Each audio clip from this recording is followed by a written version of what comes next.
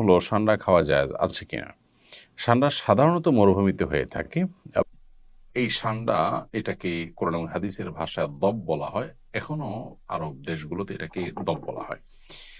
এই সান্ডা খাওয়ার ব্যাপারে 3 ধরনের হাদিস পাওয়া যায়। 3 ধরনের হাদিসই আসলে বিশুদ্ধ। একটা হাদিসে নিষেধাজ্ঞা প্রমাণিত, আরেক হাদিসে রান্না করার পরে ফেলে দেওয়ার কথা প্রমাণিত আছে, আবার কোন কোন হাদিসে নবীজির সামনে সাহাবায়ে কেরামের খাওয়ার কথা বর্ণিত হয়েছে। তো এ সম্পর্কে নিষেধাজ্ঞার হাদিসটি বর্ণিত হয়েছে আবু দাউদে, যিনি বর্ণনা করেছেন আব্দুর রহমান ইবনে শিবিল রাহিমাহুল্লাহ, যে হাদিসটিকে ইবনে হাজার আসকালানি রাহিমাহুল্লাহ হাসান বলেছেন। হাদিসটির ভাষ্য হলো যে নাহান নবী সাল্লাল্লাহু আলাইহি ওয়াসাল্লাম আন আকলি লাহমিদ দব, নবী সাল্লাল্লাহু আলাইহি ওয়াসাল্লাম দব বা ষাঁড়ার গোশত খেতে নিষেধ করেছেন। এটা পরিষ্কার নিষেধাজ্ঞা।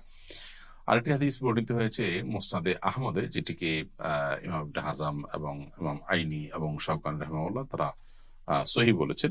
হাদিসটিতে নবী করিম সাল্লাল্লাহু আলাইহি সাল্লামের উপস্থিতিতে সাহাবায়ে কেরাম কোনো একটা জায়গায় গিয়ে সেখানে প্রচুর পরিমাণ দব দেখতে পেলেন। সেই দবগুলো তারা ধরে রান্না করেছেন। এরপর নবী করিম সাল্লাল্লাহু আলাইহি সাল্লাম বনী ইসরাইলের একটি প্রাণী বিশেষ, যেটা আকৃতিকে বিকৃত করে দেওয়া হয়েছে শাস্তি স্বরূপ, এটা সেটা হওয়ার আশঙ্কা নবী সাল্লাল্লাহু আলাইহি সাল্লাম করে সেটি ফেলে দিতে বললেন। সাহাবায়ে কেরাম সেটি ফেলে দিয়েছেন, পরে তারা আর খাননি। আরেকটি হাদিস বর্ণিত হয়েছে আব্দুল ইবনে আব্বাস রাদিয়াল্লাহু তাআলা আনহু থেকে, সেটি সহিহ মুসলিমে বর্ণিত হয়েছে এবং সেখানেও দেখা যায় যে নবী করিম সাল্লাল্লাহু আলাইহি সাল্লামের সামনে সাহাবায়ে কেরাম খাবার খাচ্ছিলেন এবং সেখানে বিভিন্ন আইটেম ছিল, দব ছিল। তো অন্যরা খেয়েছেন, নবী সাল্লাল্লাহু আলাইহি সাল্লাম সেটি খাননি, পরিহার করেছেন।